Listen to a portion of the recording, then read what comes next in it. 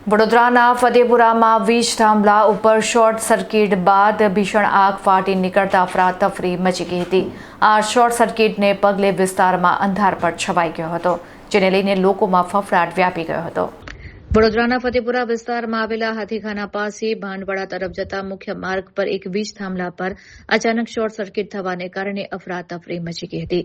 Short circuit થયા બાદ વીજ થાંભલા પરથી આગના મોટા તણખા ઝરવા લાગ્યા હતા અને જોતજોતામાં ત્યાં આગ ફાટી નીકળી હતી।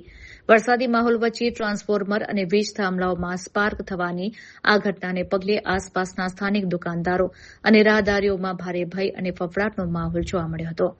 ઘટનાની ગંભીરતાને જોતા તાત્કાલિક સ્થાનિક પોલીસ અને વીજ કંપનીને જાણ કરવામાં આવી હતી। અકસ્માતની માહિતી મળતા જ એમજીવીસીએલની ટેકનિકલ ટીમ અને કુંભારવાડા પોલીસ સ્ટેશનનો સ્ટાફ તાબડતોબ ઘટના સ્થળ ઉપર દોડી આવ્યો હતો।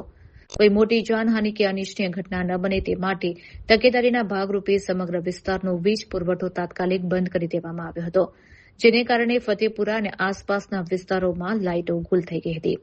હાલ જેબીની ટીમ દ્વારા વીજ લાઇનનું સમારકામ અને આગળની કાયદેસરની કાર્યવાહી હાથ ધરવામાં આવી રહી છે।